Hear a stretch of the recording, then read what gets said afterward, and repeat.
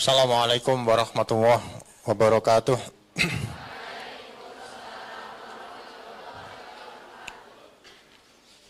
Bismillah walhamdulillah. Wassalatu ala nabiyina Muhammadin wa ala alihi wa ashabihi wa man tabi'ahum bil ihsan ila yaumiddin amma ba'du. Alhamdulillah. Ahlan wa sahlan ustaduna ala khudurikum. Alhamdulillah Ustadz telah menempuh perjalanan yang sangat jauh, setawana lebih tuh 750 km Ustaz. 1000 Ustaz.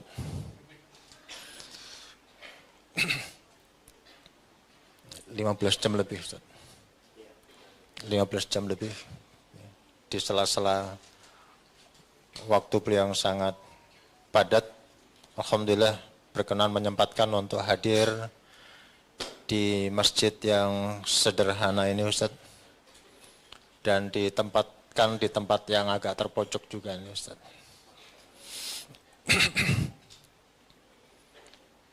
Pada hari ini kita akan menyimak tausiah dari Ustadz Dr. Syafiq Riza Hasan Basalamah.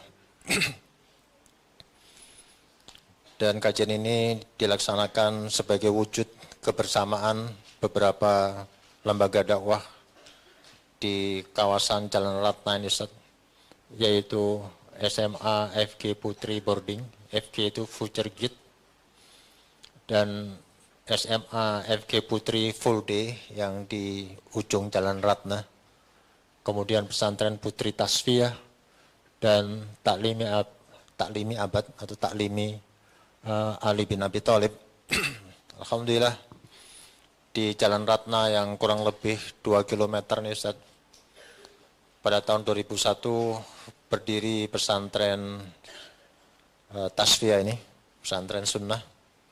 Kemudian secara berturut-turut terselenggara SMA FG Putri Boarding di tempat yang ini.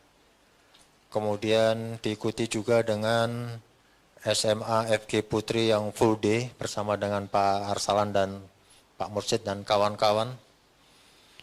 Kemudian ada juga LSIA Ustaz, Lembaga Studi Islam dan Bahasa Arab, didirikan oleh Ustaz Yusuf Harun. Ketua yayasannya Pak Anik Darojat, merangkap Direktur SMA FG. Kemudian berdiri pula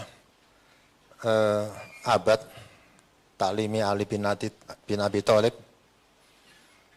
Kemudian beberapa rumah tahfidz dan kegiatan-kegiatan dakwah sunnah lainnya di tempat ini, alhamdulillah. Maka pada hari ini hadir sekitar 315 santri Tasfiyah dan SMP Tasfiyah dan FG Putri Boarding, ditambah dengan beberapa asatidzah, yaitu dari Tasfiyah dan FG Boarding sekitar 60 orang, perwakilan dari FG Full Day 20 orang, dan dari Abad 20 orang, sekitar 415 orang. Kami tidak dapat menghadirkan para siswi dari SMA FGFDS, tidak pula dapat menghadirkan umahat para orang tua yang sesungguhnya sangat ingin hadir, serta dakwah sunnah juga menjadi semakin luas. Amin ya rabbal alamin. Ustadz hadir untuk yang kedua kalinya di tempat ini. Kehadiran yang pertama pada bulan Juli 2017, 19 Juli 2017,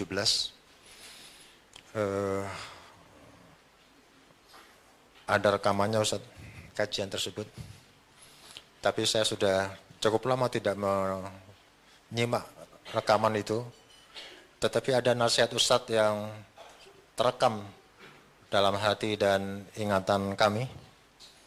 Kami menetapkan sebagai salah satu misi dari pesantren kita ini, pesantren Tasfiyah dan FK Putri, demikian juga dengan FDS, adalah untuk mendidik mereka, menghantarkan mereka menjadi ibu pendidik yang memiliki tauhid, yang bertauhid, yang berakidah salimah, abidah, afifah, beradab dan berakhlakul karimah, bermanhaj salafus soleh.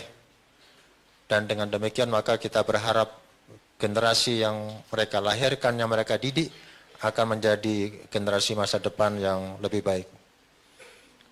Ana berharap bahwa pada kesempatan hari ini pun Ustadz berkenan untuk memberikan penguatan kepada kami dan kepada para santri untuk mewujudkan misi tersebut.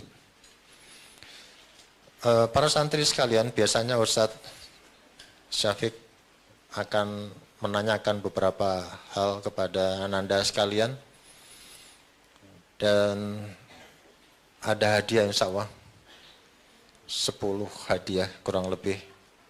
Oh tidak, bukan kurang lebih nih, tidak lebih dari 10. Nanti kalau kurang kami berhutang ini. Ustadz dipersilakan, tafadhol.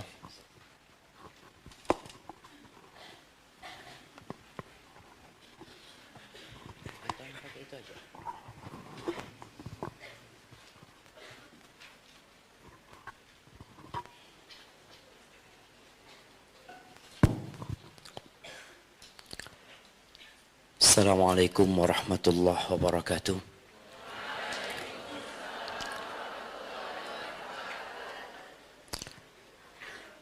Alhamdulillah alladzi hadana lihadza wa ma kunna linahtadiya laula an hadana Allah. Segala puji bagi Allah Jalla Jalaluh yang telah memberikan hidayahnya kepada kita. Di saat kita melihat banyak manusia yang sibuk memikirkan perutnya, yang sibuk memuaskan nafsunya, yang terkadang mereka tidak tahu kenapa mereka diciptakan. Mereka, kata Allah Azza wa Jalla, innal ladzina kafaru yatamatta'un wa ya'kulun kama ta'kulul an'am wan naru mathwal lahum. Sesungguhnya orang-orang kafir itu mereka bernikmat-nikmat, bersenang-senang, dan mereka makan dalam hidup ini. Kata Allah, seperti makannya binatang ternak. Itu mereka. Dan Allah memberikan hidayah kepada kita sehingga kita tidak seperti mereka. Walaupun sebagian wanita muslimah, sebagian pemuda-pemuda muslim ingin seperti mereka. Padahal Allah Azza wa Jalla menyebutkan bahwa tempat mereka adalah neraka. Na'udzubillahi minan nar. Maka sekali lagi kita bersyukur kepada Allah menjadi seorang muslim, muslimah yang kenal sama Allah Azza wa Jal, dan semoga Allah mematikan kita di atas agamanya. Allahumma salli wa sallim ala abdika wa rasulika. Bergembira sekali ya mendengarkan banyaknya santriwati yang peduli sama agama, yang mungkin sebagian masuk ke sekolah ini terpaksa, merasakan manis, pahit, kecutnya kehidupan ini. Maka orang tua itu berusaha untuk memberikan yang terbaik buat anaknya. Tapi terkadang anak-anak itu maunya bersenang-senang. Padahal waktu bersenang-senang belum tiba.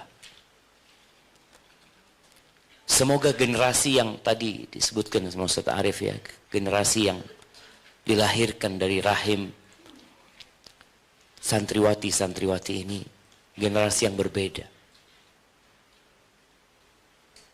Ana lahir dari generasi yang mungkin kurang peduli sama agama. Ana punya ibu, alhamdulillah, taat sama Allah Azza wa Jal. Tapi pada waktu itu belum pakai jilbab. Ana punya abah, juga sholat pada waktu itu. Tapi hampir nggak pernah ke masjid kecuali pada hari Jumat. Kalau bicara hafalan Quran, ya hafalan yang sekedar agar sholatnya sah. Itu aja. Ana lahir dari generasi itu. Tatkala ana mau masuk pesantren, abah ana kurang setuju. Karena dulu pesantren itu memang tempat pembuangan anak-anak nakal. Jadi kalau nakal biasanya diancam sama bapaknya, nanti masuk pesantren. Akhirnya dia jadi nggak nakal. Dan terkumpul di pesantren dulu, anak punya teman-teman itu, ya Allah, nakal-nakal memang. Ada yang minum di pesantren. Karena memang dia sudah nakal di luar, baru dimasukkan ke pesantren. Ada yang nggak sholat, waktu sholat subuh itu sebagian santri itu tidur di plafon. Jadi dia masuk ke plafon, ngumpet tidur di sana. Ambruk itu plafon. Karena dia tidur. Tapi itu generasi kita dulu. Namun dengan berjalannya waktu, subhanallah, ana lihat berbeda. Ana lulus SD dulu, kalau bicara hafalan Qur'annya, ya paling kul huwallahu ahad, qul a'udzu birabbil falaq, qul a'udzu birabbin nas, sama idza jaa nasrullah wal fath, terus inna a'tainakal kautsar dan wal asri. Bas. Itu hafalan kita dulu. Sekarang ana lihat anak SD kelas 1 hafal juz amma sudah ngomong. Masya Allah anak ngomong.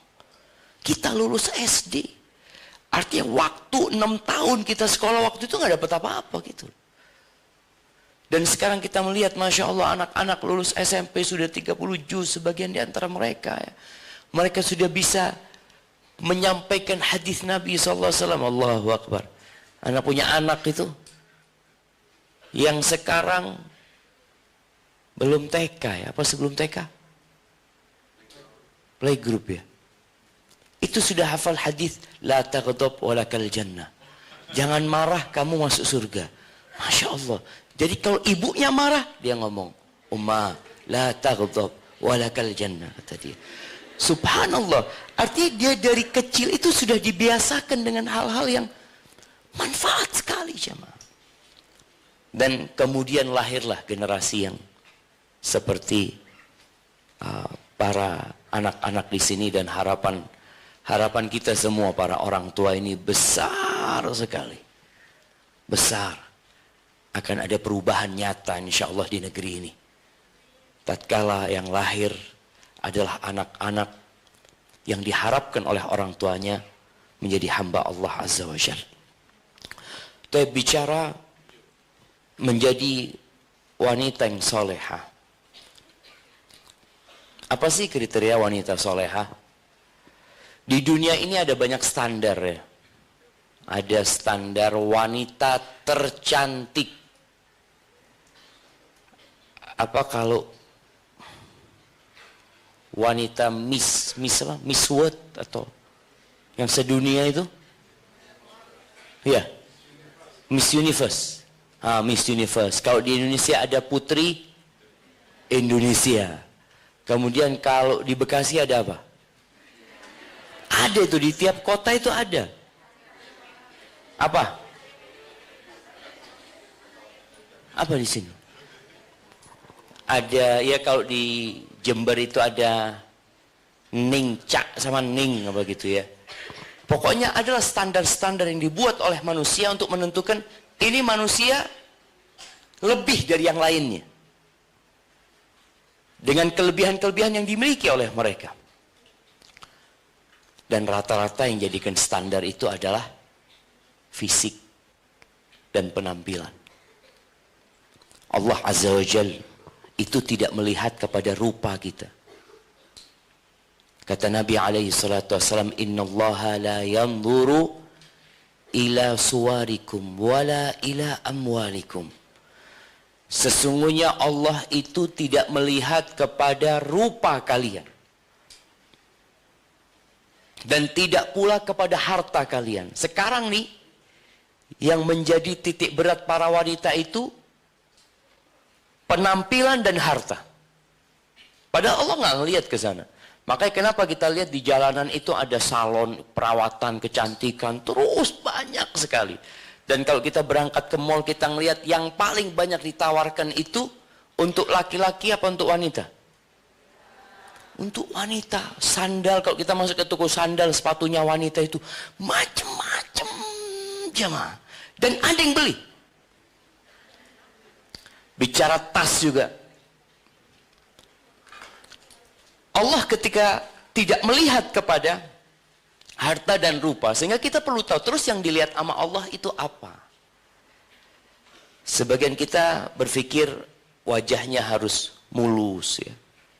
Sehingga para wanita ini benar-benar menjadi pasarnya perusahaan-perusahaan ya. Kalau bicara krim itu anak lihat di rumah anak ada krim pagi, krim duha, krim mungkin sore, krim maghrib, krim sebelum tidur, bangun tidur.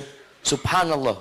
Kalau dia di kamar mandi itu macam-macam yang namanya perawatan wanita. Semuanya itu untuk luar. Kadang-kadang berpikir, untuk hatinya apa? Perempuan yang lebih cantik umpamanya. Ya nggak bisa, udah kayak gitu.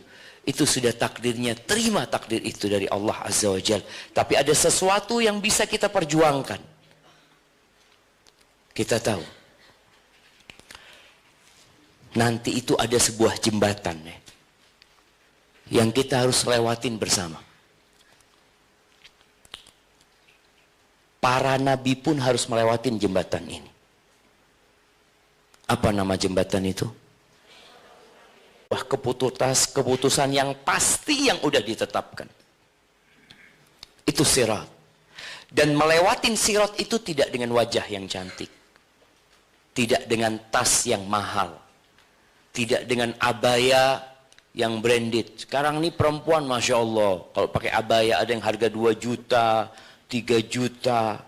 Enggak, melewatin sirat itu dengan amalan.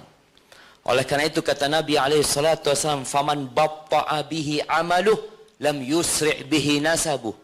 Yang enggak bisa cepat melewatin sirat karena amalnya kurang, nggak mungkin dia bisa cepat karena nasabnya.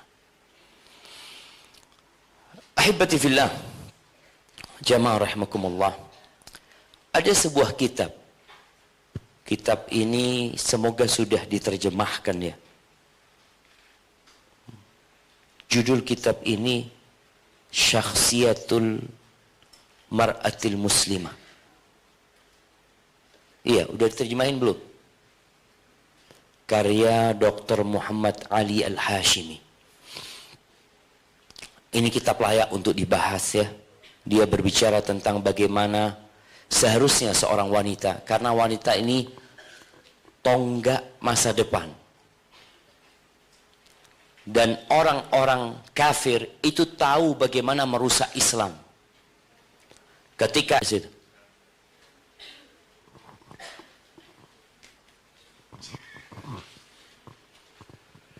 nah, silahkan.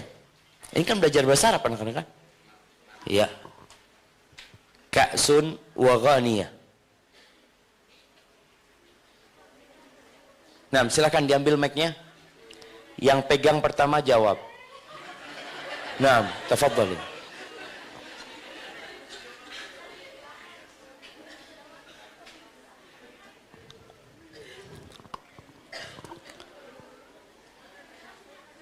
Naam.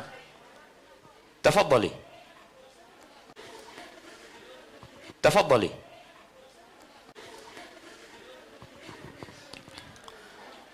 Naam, hadiahnya double.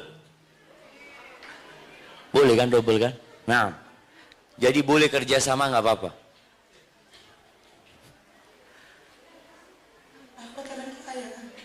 Naam, tafadhali. Siapa namanya sebutkan supaya nanti dicatat. Naira Azralia. Laila, Naira. Naila, Naira. Naira. Naam, tafadhali Naira. Malapatan kekayaan. Gimana? Diulang. Ka'sun wa ghaniyah.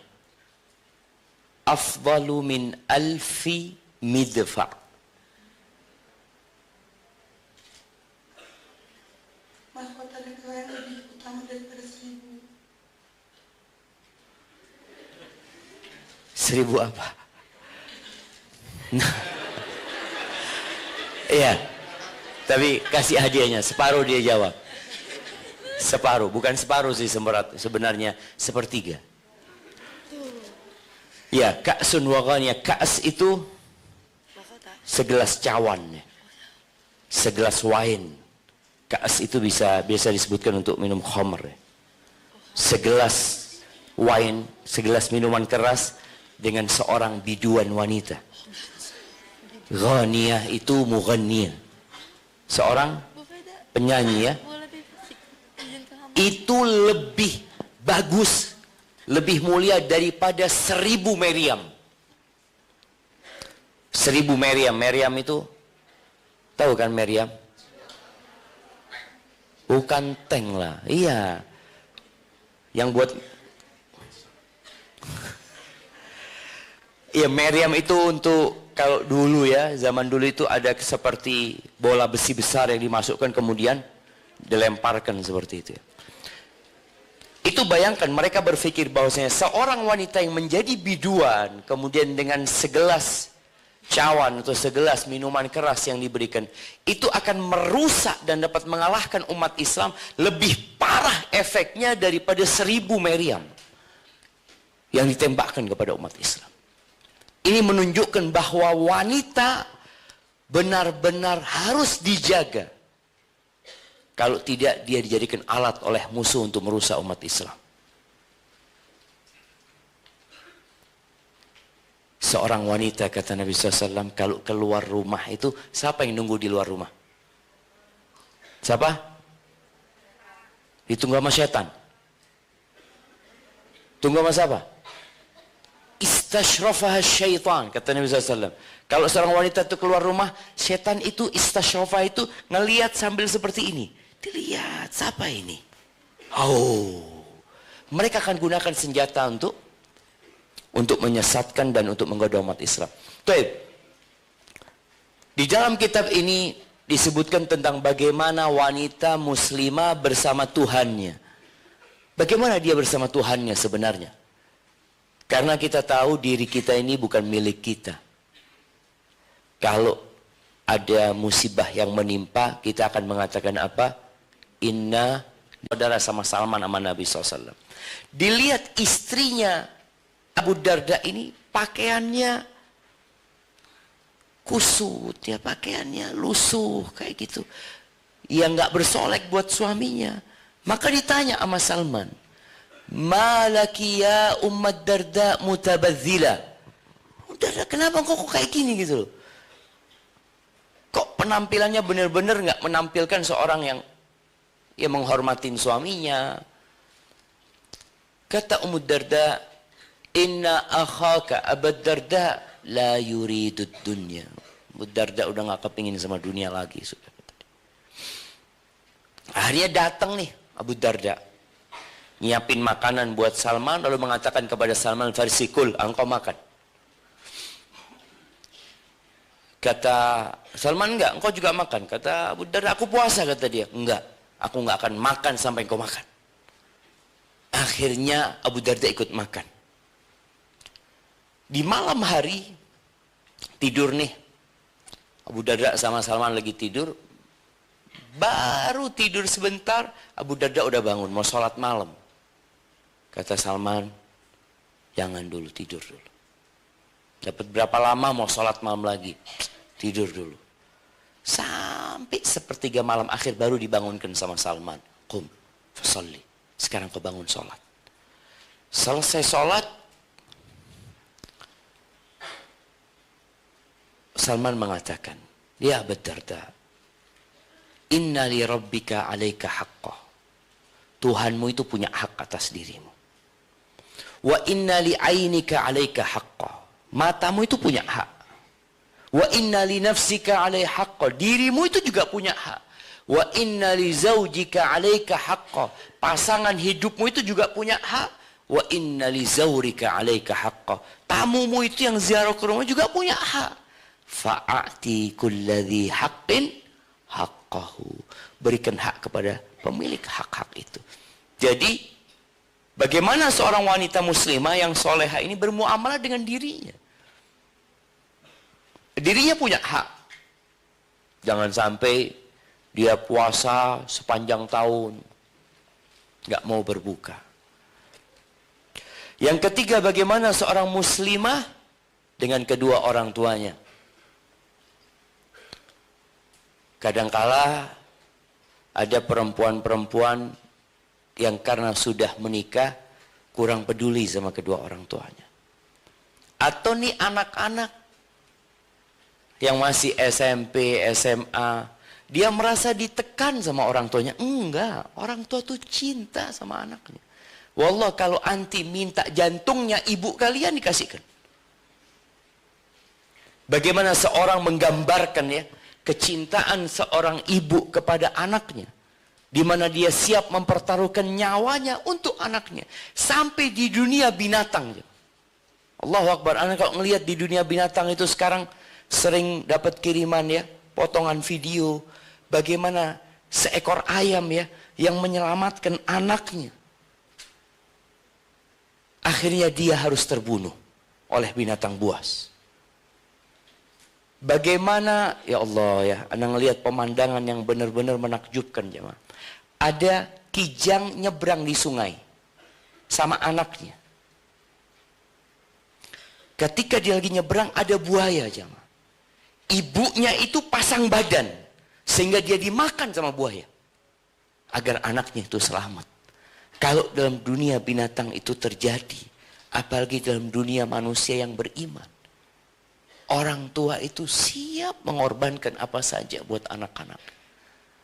Ana ingat cerita seorang ibu ya, yang dia mengatakan, ana itu Ustaz jual kalung ana Ustaz, demi anak-anak sekolah Ustaz. Tapi ternyata dia putus sekolah akhirnya Ustaz. Dia siap makan gak enak, demi anaknya makan enak. Tapi kadang-kala kita berpikir, kita ini kayak di penjara di sini, orang tua kita gak sayang sama kita. Mereka sayang. Tapi yang jadi masalah, masuk ke surga itu harus lewat sirat yang berada di atas neraka jahanam. Dan dia berharap anaknya masuk surga. Maka di sini dibahas tentang bagaimana anak sama kedua orang tuanya. Seorang muslimah dengan kedua orang tuanya. Kemudian yang keempat, pembahasan tentang bagaimana seorang muslimah dengan suaminya. Dengan pasangan hidupnya. Ingat, banyak wanita itu masuk neraka bukan karena tidak sholat, bukan karena tidak puasa di bulan Ramadan, bukan karena dia tidak membaca Al-Quranul Karim, bukan karena dia tidak pakai jilbab, tapi karena apa? Siapa yang bisa jawab? Kasih hadiah. Nah, kasih mic yang angkat tangan, kemudian mic-nya berikan kepada yang angkat tangan. Nah, tafadhol, mungkin bisa dibantu sama Ustaz dari situ.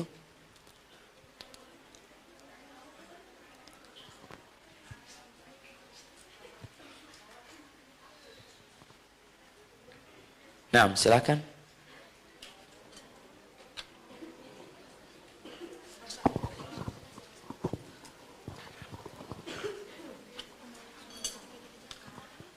Tafadholi.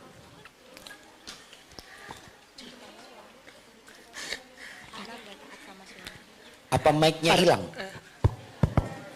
Karena melawan orang tuanya dan karena nggak taat dengan pasangannya. Karena Melawan kedua orang tuanya, terutama melawan ibunya. Dan kalau misalnya muslimah yang sudah mempunyai suami itu karena tidak taat juga dengan suaminya. Nah, Kayaknya separuh, hadiahnya setengah. Taib. Iya. Ada benarnya. Taib, mungkin yang lainnya? Silakan mic-nya. Siapa yang jawab tadi barusan? Tadi Naira jawab, yang ini yang kedua? Rosa. Rosa, taib. Bukan rusak, Rosa. Naam. Taib, yang ketiga, siapa yang mau jawab tadi? Tafadhali. Rosa tadi jawabnya apa?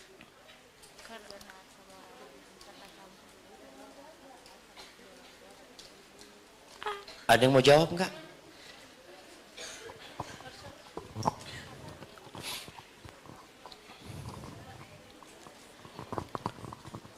Naam.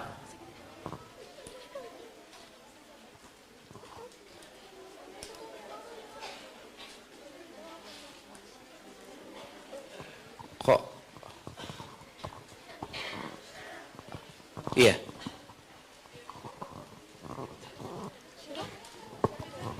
Nggak jadi, udah kejawab.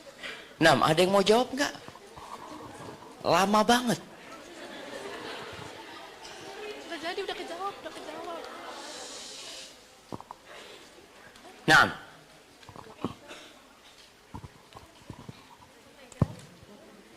Bismillah.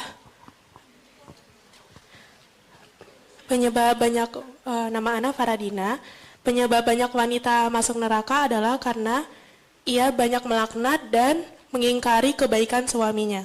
Masya Allah, ahsanti. Siapa namanya? Siapa? Dina? Faradina. Baik. Ya jemaah, Rasul sallallahu alaihi wasallam ketika mengatakan kebanyakan wanita itu di neraka, yakfurnal ashir wa yakfurnal ihsan. Perempuan itu kufur sama suaminya, nggak pandai berterima kasih sama suami, kufur dengan kebaikan suaminya. Di riwayat lain dikatakan yukthirnal la'an, banyak mencela, banyak memaki, banyak melaknat wanita itu. Itu kata Nabi sallallahu alaihi wasallam. Maka ingat, di sini dibahas dengan detail sekali bagaimana seorang wanita dengan suaminya. Karena jangan sampai ini belajar agama, hafal Al-Quran, hafal hadis, tapi ternyata nanti masuk neraka gara-gara dia nggak tahu bagaimana dia bermuamalah sama suami. Rasul sallallahu alaihi wasallam mengatakan, innama huwa jannatuki au naruki.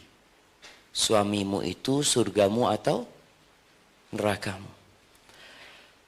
Kemudian yang kelima, bagaimana seorang muslimah bersama anak-anaknya. Makanya tadi disampaikan bahwasanya menjadi visi dan misi sekolah ini bagaimana menjadikan yang lulus dari sini menjadi ibu-ibu pendidik buat anak-anak mereka. Kemudian bagaimana seorang muslimah berhubungan dengan ipar-iparnya. Karena banyak permasalahan gara-gara ipar. Itu dibahas. Dan yang ketujuh, bagaimana seorang muslimah dengan kerabat-kerabat dia. Yang kedelapan, bagaimana seorang muslimah bersama tetangganya. Sekarang nih, baik tetangga di kamar, ya, baik tetangga di kelas, itu adalah tetangga. Jadi kita harus belajar bagaimana sih menjadi wanita soleha itu dalam bergaul dengan tetangga. Kemudian bagaimana seorang muslimah bersama saudari-saudarinya sesama muslimah, bersama kawan-kawan dia. Dan yang terakhir, bagaimana seorang muslimah bersama masyarakatnya. Taib. Yang pertama yang akan kita bahas tentang bagaimana seorang muslimah dengan Tuhannya. Ini mungkin yang akan kita bahas hari ini. Karena kalau perkara pertama ini baik, insya Allah yang lainnya mudah. Apa sebabnya? Allah itu nggak kelihatan. Allah itu maha pengampun. Allah itu maha pengasih. Tapi azab Allah itu sangat pedih. Ketika lemah tauhid seorang muslimah, maka dia akan berbuat dosa tanpa merasa ada beban di dirinya. Seorang muslimah itu harus yakin bahwasanya Allah Maha Kuasa atas segala sesuatu. Ingat cerita Nabi Ibrahim bersama istrinya Hajar. Ketika Nabi Ibrahim meninggalkan Hajar di Mekah. Pada saat itu Mekah tidak ada. Nih bagaimana seorang muslimah ketika dia ditinggal seorang diri. Mungkin ditinggal mati sama ayahnya, ditinggal mati sama ibunya. Mungkin bapak ibunya bercerai, kemudian dia hidup sebatang kara. Bagaimana seharusnya dia menyikapi hal itu? Ketika ditinggal, dikasih satu wadah air dan satu wadah kurma. Lalu Nabi Ibrahim berangkat, meninggalkan Hajar bersama putranya Ismail. Istrinya Nabi Ismail, Hajar ini, mengikuti Nabi Ibrahim. Dia bertanya, "Ya Ibrahim." Ibrahim nggak jawab. Terus Nabi Ibrahim berjalan. Tanya lagi Hajar ini, "Ya Ibrahim, ila man takiluna?" Engkau titipkan kami kepada siapa Ibrahim? Nabi Ibrahim nggak jawab. Yang ketiga kali, Hajar ini sadar, mungkin pertanyaannya salah. Apa kata Hajar? Dia mengganti pertanyaannya mengatakan, "Allahu amaraka bihadza ya Ibrahim." Apakah Allah yang memerintahkanmu untuk melakukan ini wahai Ibrahim? Baru Nabi Ibrahim jawab, "Naam." Terus apa kata Hajar? "Idzan la yudayyi'una." Kalau seperti itu Allah tidak akan menelantarkan kita. Kau berangkat sudah. Sebuah keyakinan dengan kebesaran Allah Azza wa Jal. Tatkala kita tahu Allah itu Arhamur Rahimin, Allah itu Al-Qawi, Al-Matin. Ketika kita tahu bahwasanya burung-burung di rumahnya itu Allah yang kasih rizki, maka subhanallah, pergi Nabi Ibrahim. Apa yang dilakukan Hajar? Dia yakin Allah akan berikan jalan keluar. Tapi bukan berarti berdiam saja. Maka sampai hari ini jamaah, orang yang berangkat umroh, orang yang berangkat haji harus melewati perjalanan Hajar mencari air. Bagaimana Hajar naik ke Bukit Sofa. Dia lihat ya. Mungkin di situ dia berdoa. Kemudian dia lari jamaah. Ketika melewatin perutnya lembah, lari kencang Hajar ini jemaah, menuju ke Marwah. Kenapa? Karena anaknya ditinggal sendirian di situ.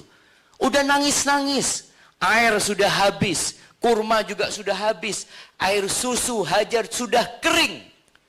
Ismail menangis, nggak tahan dia sebagai seorang ibu, maka dia berjuang, berangkat ke Marwah dari Sofa.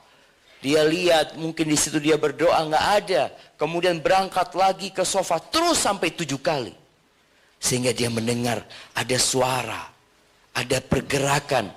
Maka dia lari menuju ke Ismail. Ternyata di situ ada malaikat Jibril. Keluar dari tempat kakinya Nabi Ismail itu air.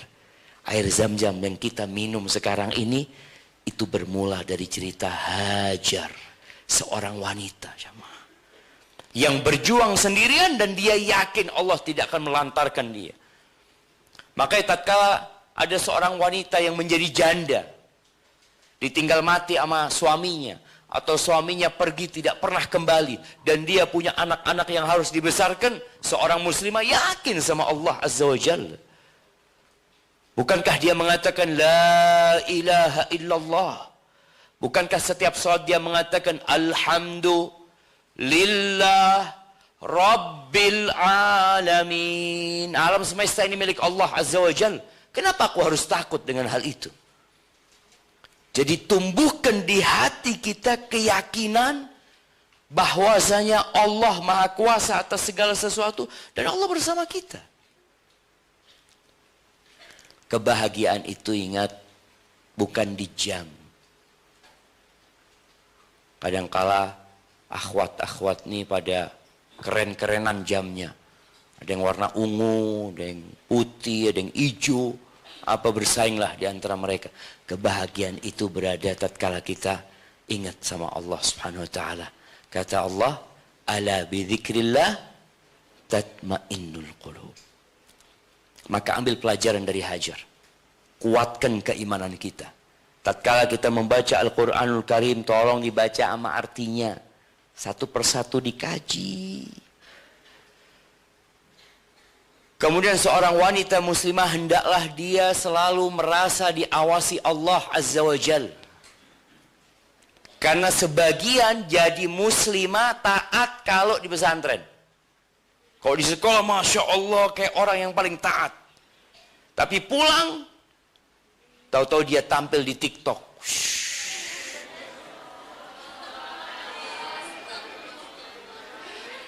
Ada nggak? Ada? Nggak ada. Bukan di sini. Bukan di sini. Kayaknya di sekolah lain. Nah. Baik. Tadi kita harus menghadirkan bahwasanya kita itu nggak takut sama guru kita. Nggak takut sama orang tua kita. Kita takut sama Allah Azza wa Jalla. Kita ini sekarang, alhamdulillah ya, mungkin semuanya sempurna. Punya 2 mata, punya 2 kaki, punya 2 tangan. Tapi lihat di rumah sakit ada banyak orang-orang yang Allah ambil kedua kakinya. Tabrakan, dipotong kedua kakinya. Ada yang harus buta seumur hidup. Ada yang tangannya, Allahu Akbar jemaah. Ingat kita harus tahu azab Allah itu pedih sekali. Neneknya Umar bin Abdul Aziz. Ini cerita bermula dari, Masya Allah, anak punya kursi ini bisa maju mundur dari tadi jemaah. Nggak bisa. Nah, baik. Neneknya Umar bin Abdul Aziz. Ini cerita dari Abdullah bin Zaid bin Aslam. Dari ayahnya meriwayatkan dari kakeknya namanya Aslam. Aslam ini maulanya Umar. Dia yang dampingin Umar kemana Umar bin Khattab radhiyallahu taala anhu ya. Umar ini biasa kalau malam hari itu keliling melihat kondisi kota. Umar melakukan itu bukan karena pencitraan. Kenapa? Kenapa? Kok dikatakan bukan karena pencitraan? Karena di malam hari, ketika semua orang di dalam rumahnya, Umar itu keliling. Kata Aslam, baina ana ma'a Umar bin Khattab radhiyallahu anhu wa huwa ya'ussu fil Madinah id a'ya. Dia keliling ronda. Keliling melihat kondisi kota Madinah, tahu-tahu dia capek. Udah tua Umar bin Khattab ya. Dia capek, fattaka'a ala janibi jidarin fi jawfil lail. Akhirnya dia bersandar ke tembok di tengah malamnya, di samping tembok dia bersandar. Umar ini kecapean.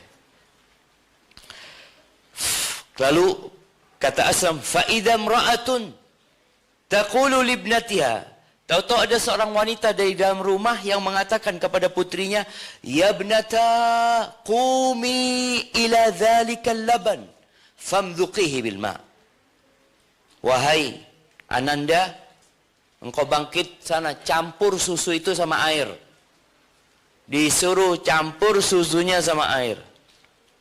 Apa kata putrinya? Ya ummata, awama alimti ma kana azmu amiril mu'minin al-yawm. Wahai bunda, kata dia, apa bunda enggak tahu dengan pengumuman yang diberikan oleh Amirul Mukminin hari ini? Qalat wa ma kana min azmatihi ya bunayya. Apa pengumuman yang diberikan oleh Amirul Mukminin? Wahai Ananda, kata dia. Kata putrinya, innahu amara munadian. Umar nih dengar nih. Karena dia kecapean, dia bukan mau nguping, tapi dia karena sedang capek. Nempel badannya ke rumah itu. Apalagi rumah dulu ya, yang dari tanah ya, sehingga suara itu terdengar dari luar. Innahu amara munadiyan an la yushabal labanu bil ma. Dia menyuruh penyerunya untuk memberikan pengumuman, nggak boleh susu dicampur sama air. Jadi jual susu murni, nggak boleh campur sama air. Apa kata ibundanya? Ya bunayya, wahai ananda, udah sana bangun, engkau campur. Engkau di tempat yang Umar nggak mendengarmu. Umar sedang dengar ini jemaah. Ibunya nggak tahu. Apa kata? Masya Allah, di riwayat ini disebut faqalati sabiyah. Dia masih anak-anak sebenarnya jemaah. Masih anak-anak. Anak-anak itu jujur. Anak-anak itu kalau ditanamkan nilai-nilai kebaikan, ya Allah, dia akan tumbuh besar menjadi seorang wanita. Kata putrinya, Umar dengar perbincangan dialog antara ibunda dengan anaknya ini. Kemudian apa kata Umar? Ya Aslam, Aslam, sini kata dia. Engkau berangkat ke tempat itu, dikasih tanda rumahnya ini. Disuruh besoknya berangkat ke tempat itu, engkau lihat siapa yang berbicara dan kepada siapa berbicara.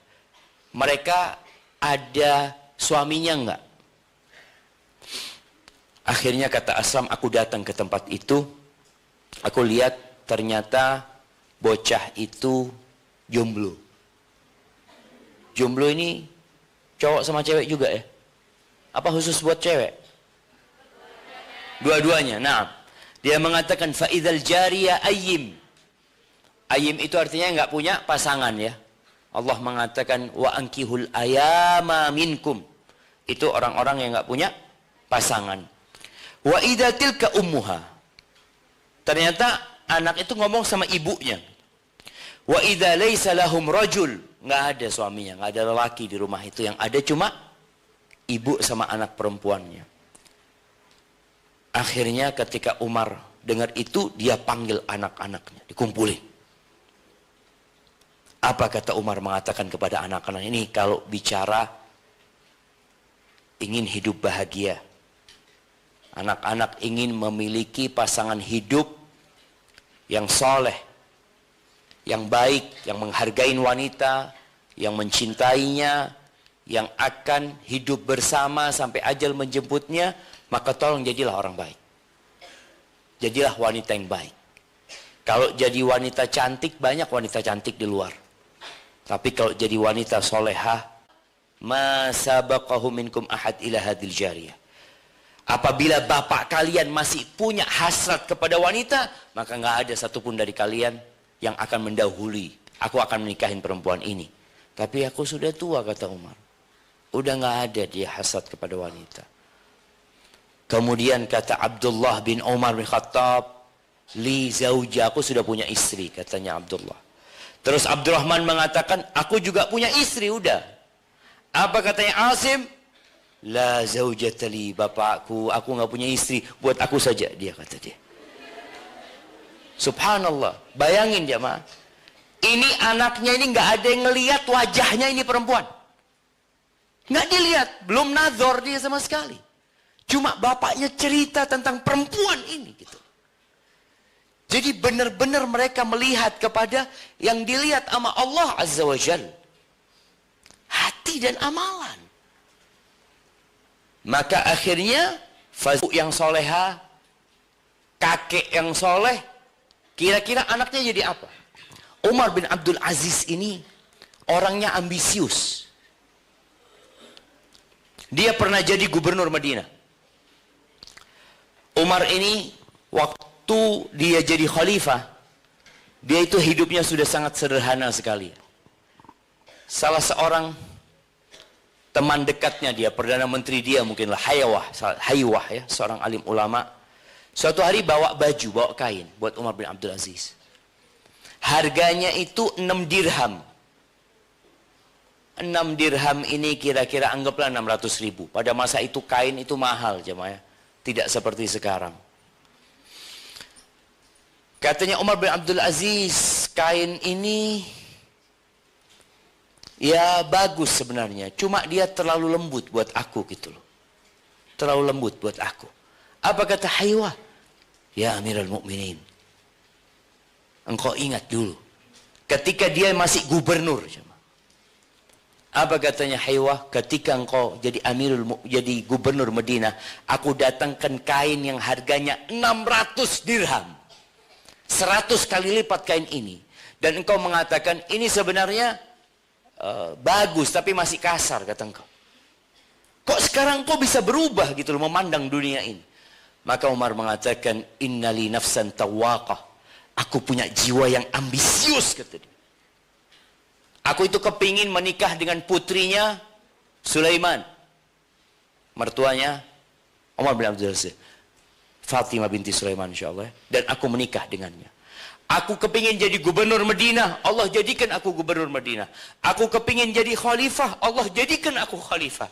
Dan sekarang aku masih berambisi, tinggal satu ambisiku, aku kepingin masuk surga, kata dia. Itu yang ada pada dirinya. Semua bakal ditinggalkan dunia ini. Lahir dari siapa ini anak?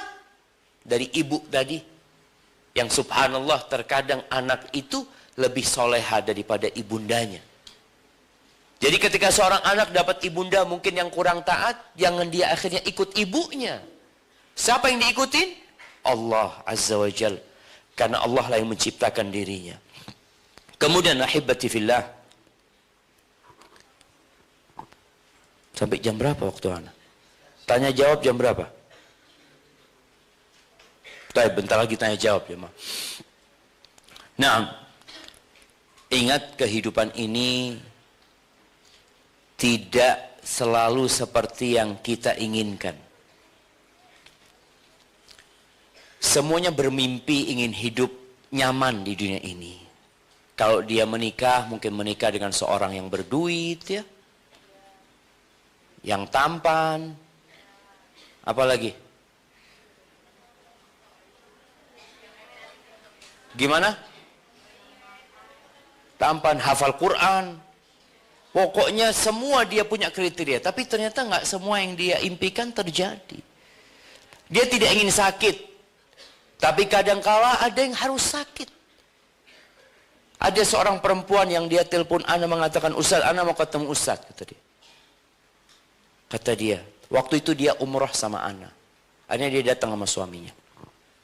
Dia mengatakan, Ustaz, ana divonis sama dokter kena kanker stadium 4, Ustaz. Bayangin. Dia baru tahu setelah stadium 4. Mungkin anak perlu dikasih nasihat, Ustaz, kata dia. Subhanallah. Beberapa bulan kemarin dia meninggal dunia. Rahimahullah rahmatan wasi'ah. Ketika terjadi seperti itu ya, apa sikap seorang muslim? Ketika dia mungkin dalam hidupnya nanti tadi ada musibah-musibah yang menimpa dia, yang dia harus bertahan sendirian kadangkala, maka ingat bahwasanya Allah itu Arhamur Rahimin. Allah itu Ar-Rahman, Allah itu Ar-Rahim. Yang setiap sholat kita ulangin terus. Ar-Rahmanir Rahim. Nanti kita ulangin lagi. Ar-Rahmanir Rahim. Terus kita ulangin, terus kita ulangin. Tapi terkadang kita nggak sampai itu nama menyatu dengan jiwa kita. Bahwa Allah itu maha pengasih dan maha penyayang. Jadi ketika engkau tertimpa musibah yang mungkin menurut orang berat, engkau ketahui bahwasanya Allah itu Ar-Rahman, Ar-Rahim. Subhanallah, dan takdir Allah itu indah. Di antara rukun iman itu antu'mina bil qadari. Engkau beriman dengan takdir yang baik dan yang buruk. Engkau beriman bahwasanya takdirmu sudah ditetapkan 50.000 tahun yang lalu. Sudah ditetapkan. Yang baik dan yang buruk. Apa yang harus dilakukan ketika terjadi sesuatu yang tidak dia inginkan? Apa jemaah? Bersabar. Kalau dia mendapatkan sesuatu yang dia sukain, bersyukur kepada Allah Azza wa Jalla. Dan yang lebih baik, yang lebih enak, yang menyenangkan lebih banyak daripada yang tidak menyenangkan. Pernah di Afrika sana, ada satu orang Perancis atau orang Inggris. Dia berangkat ke Afrika, 7 tahun dia hidup di kabilah Badui di sana. Dia cerita, suatu hari kita naik mobil. Naik mobil di padang pasir itu, tahu-tahu bannya kempes. Kempes. Kempes itu bahasa apa? Nah, kempes, bannya kempes. Satu bannya kempes. Akhirnya orang ini marah-marah. Orang dalaman Afrika sana. Sampai pernah suatu saat, bukan suatu saat ya, sering terjadi di padang pasir situ ada badai nanti datang. Ketika ada badai datang, orang-orang itu disuruh ya bersembunyi di tenda-tenda mereka. Mereka menyelamatkan diri. Setelah badai pergi, maka Syekh Qabilah itu mengatakan, ayo, kambing-kambing itu banyak yang mati jemaah ketika badai datang itu. Kata dia, yang masih bisa dimanfaatkan, dimanfaatkan. Yang sudah hilang, serahkan sama Allah. Lalu Syekh Qabilah ini mengatakan, kita itu diciptakan untuk kehilangan segala sesuatu. Kita itu diciptakan bukan untuk hanya kehilangan kambing, rumah. Kita diciptakan untuk kehilangan segala sesuatu. Ketika ajal datang menjemput kita, semuanya hilang dari kita. Ditanamkan oleh Syekh itu. Makanya katanya orang Inggris ini kalau mau cari kebahagiaan di sana, kata dia. Sedangkan orang-orang di Eropa pada sibuk minum obat penenang ya, ketika mereka punya masalah. Karena mereka tidak beriman dengan takdir Allah Azza wa Jalla. Ada seorang wanita dari kalangan sahabat ya, yang namanya Al-Khansa. Nama dia itu Tumadir binti Amr. Subhanallah. Sebelum dia masuk Islam jamaah, dia pernah kehilangan saudaranya. Sokher nama saudaranya. Dia itu sedih sekali dengan ditinggal mati oleh saudaranya ini. Dia bikin puisi-puisi, syair-syair untuk menghibur dirinya. Dia nangis terus kehilangan saudaranya ini. Sampai pernah dia itu tawaf membawa sandalnya saudaranya. Jadi seperti orang depresi sudah. Tapi ketika dia masuk Islam, berbeda. Disinilah seorang muslimah ya, yang beriman dengan takdir Allah Azza wa Jalla. Ketika perang Qadisiyah. Perang Qadisiyah, perang penentu umat Islam dengan Persia pada waktu itu. Di daerah Irak sana, Qadisiyah itu. Khansa ini punya anak 3 atau 4 disebutkan. Sebelum peperangan, Khansa itu ngomong sama anaknya satu persatu. Khansa itu kalau ditanya, anakmu yang paling kau cintai yang mana? Kata dia. Kata Khansa, anakku ini seperti lingkaran kalung, kata dia. Sama semuanya, aku cinta kepada semuanya. Ketika sebelum peperangan dikasih nasihat anak-anaknya, menjadi seorang ibu yang Masya Allah, yang benar-benar tabah. Kumpulkan bersama mereka di tempat rahmat Allah Azza wa Jalla. Kenapa dia berubah? Yang sebelumnya ditinggal mati sama saudaranya sampai depresi, stres, hampir gila dia. Tapi ketika dia masuk Islam, nggak seperti itu dia. Karena dia yakin, ma asaba min musibatin illa biiznillah. Tidak ada musibah yang menimpa melainkan dengan izin Allah. Wa man yu'min billahi yahdi qalbah. Barang siapa yang beriman kepada Allah, pasti Allah dan orang tua. Wa sukhtullah fi sukhtil walid. Kemurkaan Allah bergantung sama kemurkaan orang tua. Maka hadirkan di hati itu dan terus berdoa minta sama Allah Subhanahu wa taala. Dan bagi para guru juga terus mendoakan murid-muridnya, murid juga mendoakan gurunya, karena sejatinya kita cuma sebentar di tempat ini dan kita akan pergi selama-lamanya. Hadza wallahu a'lam bissawab. Ana kembalikan Ustaz Arif. Pak Mursyid, ada waktu berapa menit? 30 menit. Para asatidzah, para musyrifah, para guru dipersilakan untuk mengarahkan kepada para santri sekiranya ada yang hendak ditanyakan kepada Ustadz. boleh langsung ataupun langsung ataupun tertulis, tapi lebih baik langsung saja. Karena tadi juga Ustadz sudah memberikan kesempatan untuk berdialog langsung, maka silakan untuk menanyakan secara langsung. Tapi kalau sudah ada yang menyiapkan dalam bentuk tulisan, dipersilakan juga untuk disodorkan di bawah hijab. Tafadhali. Silakan Ustadzah dibantu memanfaatkan waktu yang sangat berharga. Di Polrek atau lagi liburan, gimana cara kita menjaga iman kita ketika di rumah? Syukran Ustaz. Masya Allah, barakallahu fiik. Nah, yang bertanya siapa namanya? Nashwa Zaki. Saya dikasih hadiah dia yang tanya. Barakallahu fiik. Taib. Jadi bagaimana menjaga iman kita ketika kita tidak di pesantren ini? Memang lingkungan itu mempengaruhi. Ketika kita kumpul sama orang-orang baik, mudah untuk menjadi orang baik. Ketika kita habis sholat zuhur, ngelihat semuanya pada sholat ba'diyah, hati kita tergerak untuk sholat ba'diyah. Ketika di pesantren, semua dibangunkan untuk sholat malam, mudah untuk sholat malam. Ketika ada acara puasa Senin Kemis, mudah bagi kita untuk puasa Senin Kemis, karena lingkungannya mendukung sekali. Bagaimana caranya supaya kita ketika pulang bisa terjaga itu? Ingat dengan firman Allah Subhanahu wa taala di surat Al-Jumu'ah.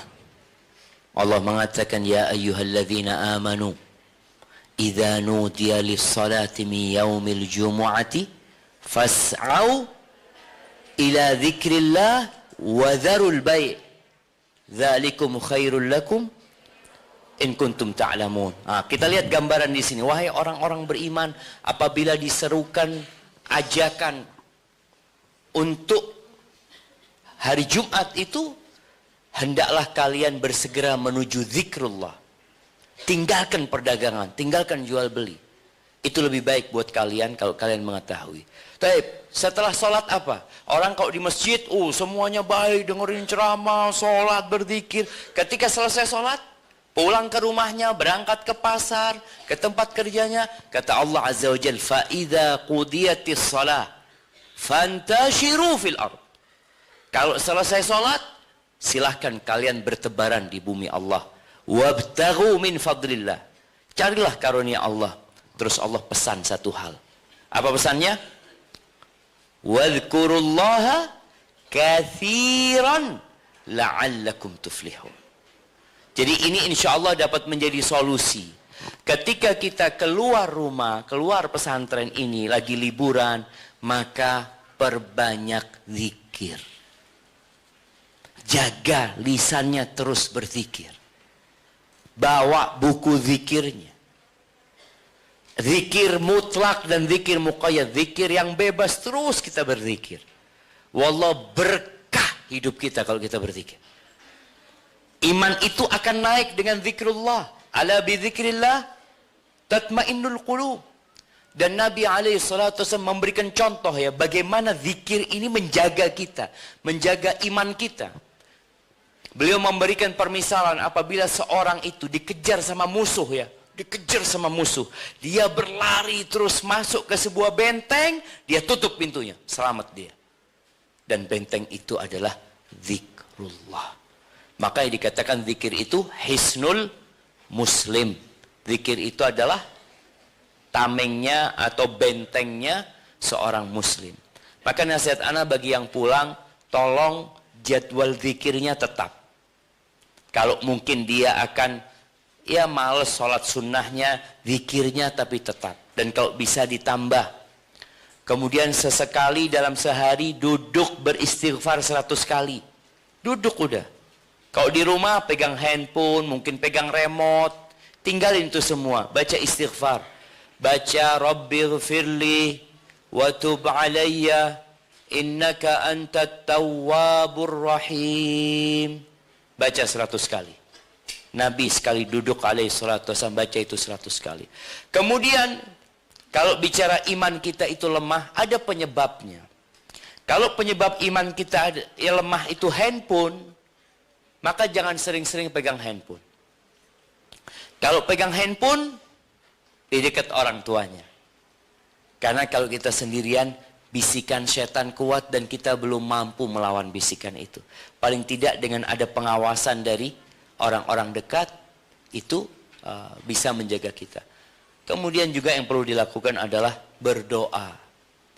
Baca doa, Rabbana la tuzigh qulubana ba'da idh hadaitana wa hab lana min ladunka rahmah innaka antal wahhab. Baca, itu dibaca. Insya Allah dengan cara seperti itu semoga Allah menjaga keimanan kita. Barakallahu fiik. Nah,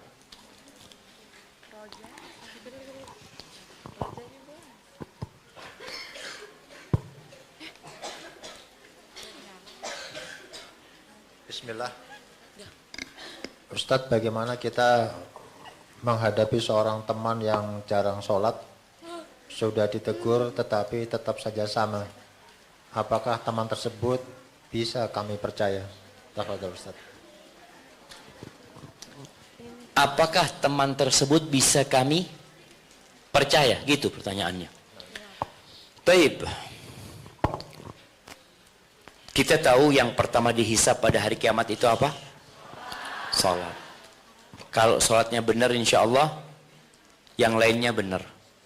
Tapi subhanallah ya, Nabi SAW menyebutkan, pertama yang hilang dari umat Nabi Muhammad SAW ini amanah. Yang pertama hilang apa?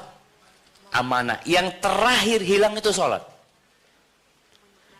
Artinya, ingatkan dengan nikmat yang Allah berikan. Ingatkan dia dengan kefanaan dunia ini. Kelezatan di dunia ini semua berbalut dengan tangisan. Coba rasakan. Makanya Anda sering sampaikan ke teman-teman, nanti di surga itu nggak ada apotek. Nggak ada rumah sakit. Anak kalau nggak salah di dekat sini ada rumah sakit. Kemarin yang jalan banjir itu sebelah kiri ada rumah sakit tuh, lihat. Iya. Dan kalau ngelihat rumah sakit itu penuh jamaah. Hadi dunia. Apakah orang kaya nggak masuk rumah sakit? Apakah orang kaya nggak masuk rumah sakit? Masuk. Oh, dia padahal sudah punya duit banyak, tetap dia masuk rumah sakit ketika dia sakit. Maka ingatkan dia, ajak dia ziarah kubur untuk ingat ini loh. Ini kakekmu mati di sini, nenekmu mati di sini, kita semua akan seperti itu. Jadi mungkin itu yang perlu dilakukan. Tapi kalau bicara bisakah dia dipercaya, berat kalau untuk mempercaya dia. Kecuali setelah kita bergaul dengan dia, dilihat apakah dia memang orang yang jujur atau dia seorang yang suka berdusta. Hadza wallahu a'lam bissawab. Syukran Ustaz. Ada beberapa pertanyaan tapi 3 Anda pilih terlebih dahulu karena pertanyaan yang sangat baik. Yang pertama adalah bagaimana cara kita menjaga kehormatan kita secara syar'i ketika di luar pesantren. Itu yang pertama. Yang kedua, apa tanda atau bagaimana cara birrul walidain ketika kita berada di pesantren. Yang ketiga Ustaz, Masya Allah. apakah yang harus dipersiapkan untuk memberikan hadiah yang terbaik untuk orang tua sebelum kita dipersunting oleh laki-laki? Masya Allah. Ustaz, harap dijawab dengan singkat karena banyak yang bertanya. Masya Allah, barakallahu fiik. Iya. Pertanyaan yang pertama berkaitan bagaimana menjaga kehormatan wanita ketika di luar rumah. Ketika di luar pesantren.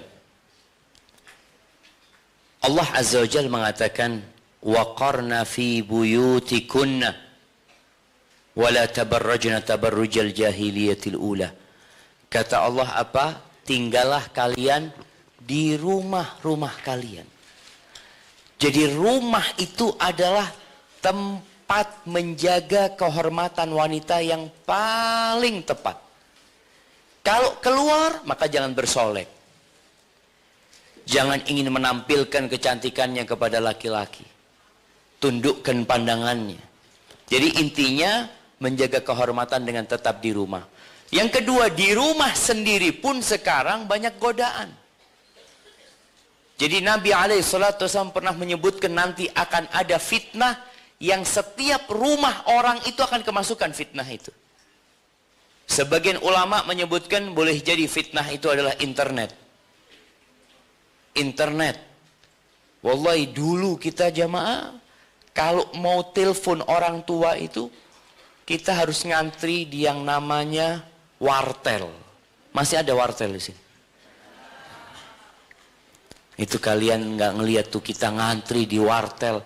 Ana waktu di Madinah itu kalau sudah dapat uang dari kampus ngantri panjang. 1 menit bayarnya 11 real. Ana ingat. 1 menit bayarnya kira-kira 44.000 cuma mau ngomong sama orang tua, apa kabar, ini, itu, Masya Allah. Itu masa itu. Dulu orang kalau mau nonton film itu kemana? Ke bioskop. Kalau di desa ada namanya misbar. Gerimis bubar. Karena dipasang di lapangan, gerimis sudah bubar, namanya misbar. Kemudian muncul yang namanya TV ya. Masih hitam putih TV-nya. Kalau nonton TV itu mungkin hanya hari Ahad. Itu di rumah orang kaya. Kumpul orang itu. Artinya untuk hiburan itu orang-orang sulit mendapatkannya. Kemudian muncul video ya. Yang sudah mulai bisa nonton di rumahnya, TV-nya warna. Kemudian muncul VCD, muncul DVD. Dan semua itu hilang, sekarang berganti dengan apa? Handphone.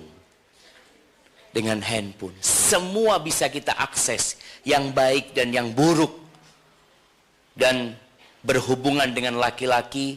Ya kalau dulu itu, biasanya mereka pakai kirim surat ya. Sekarang sudah nggak ada lagi surat. Langsung telepon, langsung video, call kadangkala. Maka tolong ingat dengan Allah Azza wa Jalla.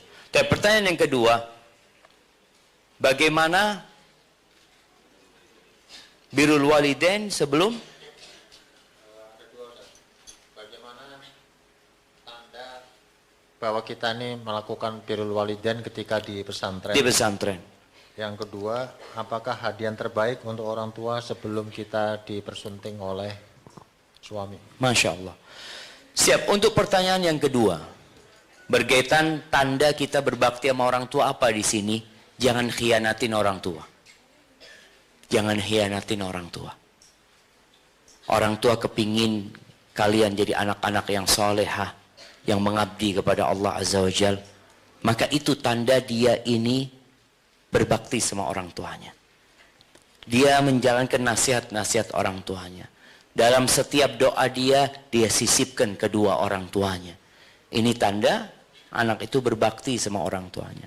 Tapi kalau dia malas belajar ya, kemudian tugas-tugas yang diberikan nggak dikerjakan, atau kadang-kala dia melawan sama gurunya, maka hal itu menyusahkan orang tua. Jangan sampai orang tua dipanggil ke sini gara-gara kerjaan anaknya. Jadi insya Allah anak-anak yang orang tuanya nggak pernah dikirimin surat teguran, mudah-mudahan itu tanda dia anak yang berbakti. Kalau bertanya apa yang terbaik yang kita berikan kepada orang tua kita sebelum dipersunting oleh seorang laki-laki. Jadi memang anak perempuan ini beda sama anak laki. Apa bedanya apabila orang tua punya anak perempuan? Kemudian orang tuanya sabar mendidik, membesarkannya. Apalagi sampai menikahkannya. Itu anak jadi penyelamat orang tua dari api neraka. Itu anak perempuan. Masya Allah. Makanya orang tua enak punya anak laki apa anak perempuan? Laki apa perempuan? Kok bisa laki? Nah, ini anak perempuan menyelamatkan orang tuanya dari api neraka. Kalau punya anak laki nggak bisa. Mau punya anak laki 10, nggak bisa tuh anak laki jadi pelindung orang tuanya dari api neraka. Bedanya anak laki sama anak perempuan. Kenapa kalau anak laki tadi dia harus berbakti sama orang tuanya, walaupun dia sudah menikah dia tetap harus memberikan nafkah sama orang tua. Ada banyak lah kalau anak laki. Tapi kalau anak perempuan itu Nabi SAW mengatakan kalau punya 2 anak atau 3, orang tuanya diselamatkan dari api neraka. Jadi anak perempuan itu memberikan syafaat kepada orang tuanya. Anak laki ya mungkin dengan amalan dia, dengan kesolehan dia. Baik. Terus apa yang terbaik yang harus diberikan sama orang tua sebelum menikah? Tadi dikatakannya, mungkin sebelum ada yang melamar dia, ya jadilah wanita yang tidak menyusahkan orang tuanya. Yang ingat sama orang tua akhir bulan, fulus habis, izin telepon, uangnya udah habis. Pas ingat sama orang tua ketika uangnya menipis. Maka jangan jadi anak yang seperti itu, tapi berusaha untuk senantiasa mendoakan orang tuanya, dan itu yang terbaik ya. Jadi jadilah wanita soleha, apalagi kalau bisa sampai menghafal Al-Quranul Karim, lain lagi tuh, laki perempuan sama nanti. Ketika dia sama-sama bisa menghafal Al-Quranul Karim. Tapi kalau sekedar orang tua mendidik anak perempuannya sampai kemudian dinikahkan, dibawa sama suaminya, mungkin nggak pernah ketemu lagi sama orang tuanya. Karena mungkin dibawa ke tempat yang jauh. Insya Allah tuh anak akan menyelamatkan orang tuanya dari api neraka. Kalau anaknya itu jadi anak yang soleha. Barakallahu fiik. Nah, Ustaz, ada pertanyaan. Mengapa sebagian anak-anak sekarang ini suaranya lebih keras dibandingkan dengan orang tuanya? Suka meninggikan suara di hadapan orang tua. Masya Allah. Mungkin pita suaranya bermasalah mungkin. Allahu Akbar. Nah, kita ini punya masalah ya. Masalahnya apa? Masalah krisis suri tauladan. Yang jadi teladannya anak-anak nih siapa sih? BTS. Apalagi drakor. Apa? Apa jemaah? Anda nggak tahu lah nama-nama itu. Sekarang ini muncul laki-laki enggak, perempuan enggak. Apa istilahnya? Non-biner. Iya. Non-biner. Atau, aduh. Siapa yang tahu jemaah? Betul. Non-biner. Iya, muncul seperti itu. Akhirnya nih anak perempuan apa laki gitu loh. Nggak jelas. Tapi kalau bicara kenapa itu terjadi, ya karena memang kurang berbakti sama orang tuanya. Nggak takut sama Allah Azza wa Jal. Kalau orang tua doa buruk buat anaknya, hati-hati. Kalau sampai ibu kita, bapak kita mengatakan, nah ibu doakan semoga engkau jadi perawan tua nak. Gimana kalau ibu sampai seperti itu? Ibu doakan nak semoga engkau merasakan apa yang ibu rasakan nak dengan durhakanya engkau. Kalau Allah kabulkan itu menderita hidup anaknya. Maka tolong takut sama Allah. Allah mengatakan fala taqul lahuma uff. Jangan pernah berkata uff kepada orang tuanya. Wala tanharhuma. Jangan menghardik keduanya. Ini yang angkat suara atas orang tuanya. Terus gimana cara ngomong sama orang tua? Wa qul lahuma qawlan karima. Jadi kalau ngomong sama orang tua itu kata-katanya harus dipilih, intonasinya harus diatur. Sehingga kata-katanya penuh dengan keindahan, intonasinya penuh dengan pengagungan dan kemuliaan. Jadi tolong ya jangan sampai menyebabkan orang tuanya menangis, sakit hati ya. Seperti itu. Dan berdoa.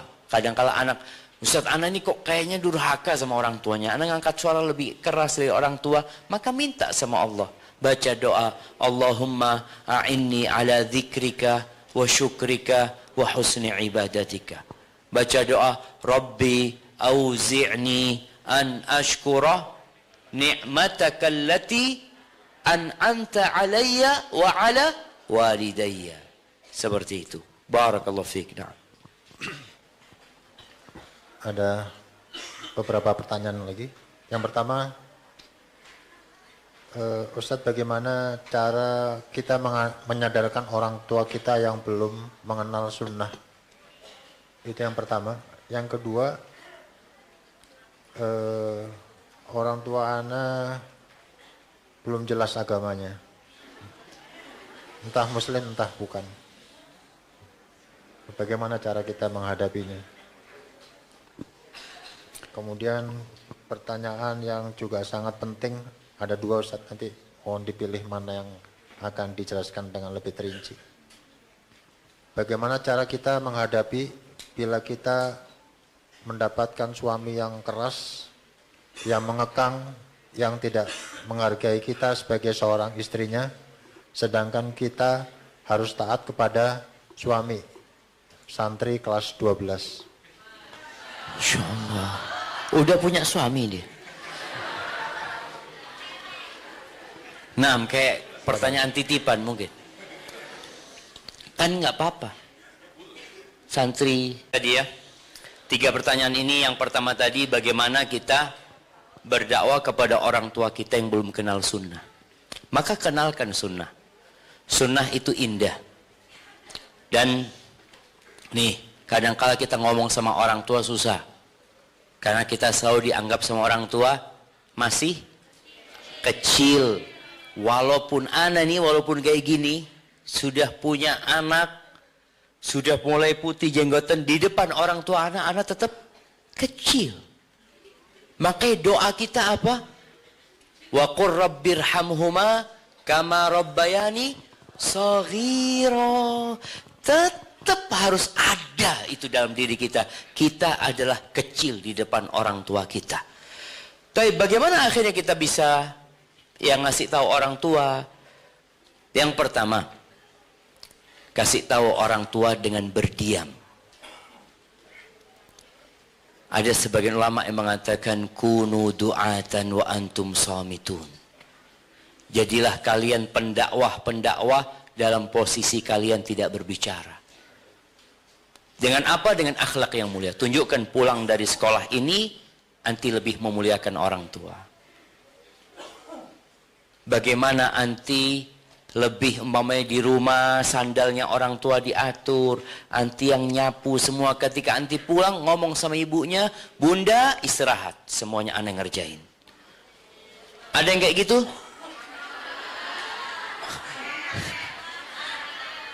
Gimana? Ada apa enggak? Yang ada biasanya kalau pulang pesantren, ya Allah Bunda mau istirahat. Semua yang ngerjain ibunya. Maka tolong dirubah tadi.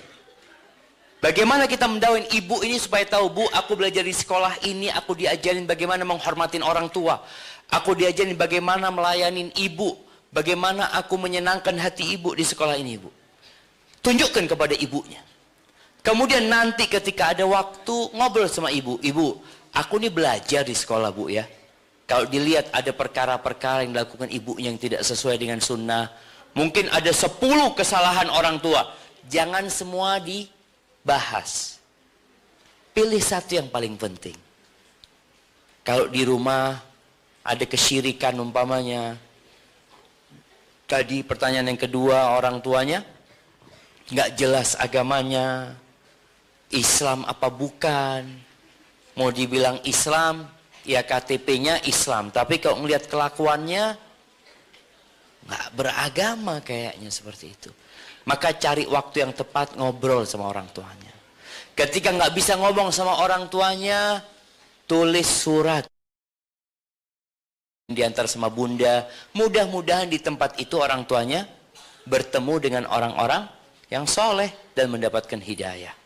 Seperti itu. Kalau pertanyaan yang terakhir tadi berkaitan dengan bagaimana kalau dapat suami yang keras, yang tidak menghargai wanita, Kalau belum nikah, maka jangan mau sama dia. Tahu?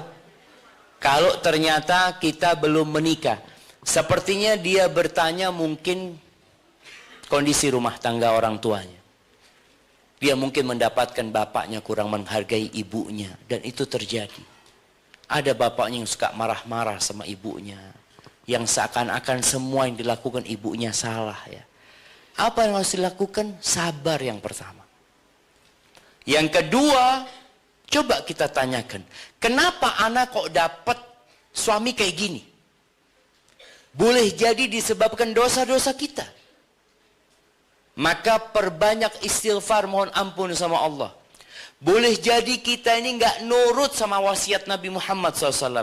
Nabi berwasiat suruh cari pasangan hidup yang akhlaknya baik, yang agamanya baik. Akhlaknya mulia, agamanya baik. Ternyata yang dicari suami yang kaya, tampan, tidak memperhatikan agama dan akhlak. Gimana? Jadi tolong, boleh jadi karena itu. Karena kebanyakan orang ini, apalagi anak-anak muda ya, yang dia pikirkan itu kesenangan sebentar. Jadi kalau bicara wajah itu, kita itu melihat sesuatu yang belum kita miliki tidak dalam wujud aslinya. Ingat ini. Kita itu melihat sesuatu yang belum kita miliki tidak dalam wujud aslinya. Kalau sudah kita miliki wujud aslinya. Makanya berapa banyak kita kalau ngelihat ya orang pakai mobil bagus banget dia. Lihat ya Allah, pingin banget mobil kayak gitu. Setiap lewat di lampu merah, kita berhenti ngeliatin. Tatkala kita punya mobil itu, kira-kira kita seperti dulu? Enggak. Enggak dimandiin itu mobil, sudah dibiarin. Mungkinlah 2 pekan, 3 pekan, sebulan, selalu disemprot, dimulusin itu mobil. Begitu pula pasangan hidup kita. Nanti kalau hanya melihat kepada tampannya suami, yang merasakan tampannya suami ini siapa? Semua orang. Yang menikmati tampannya suami ini siapa? Semua orang.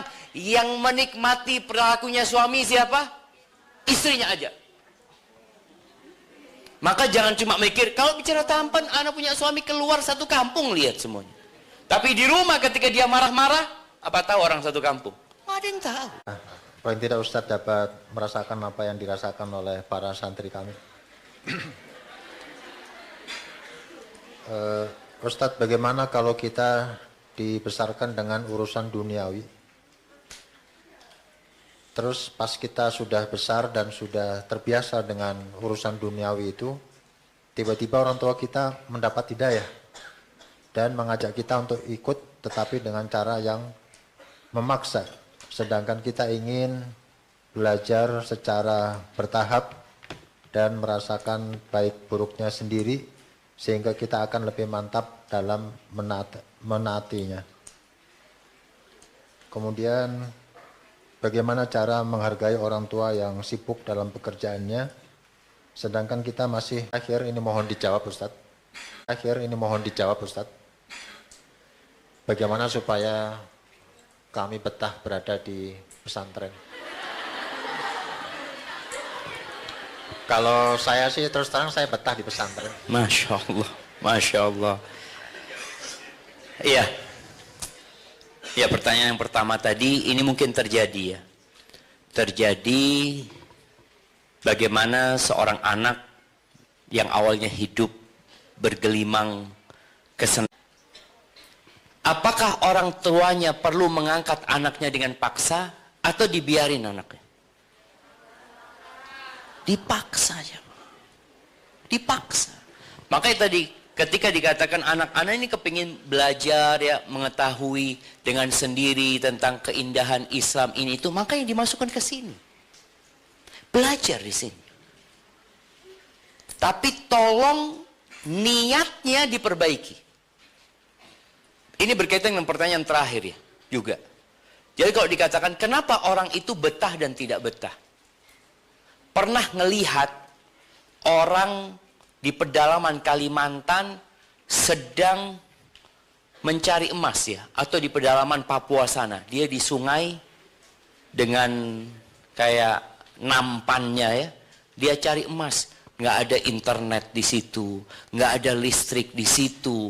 Kemudian di tempat itu jauh dari keluarga. Boleh jadi dia dimakan, diterkam oleh binatang buas.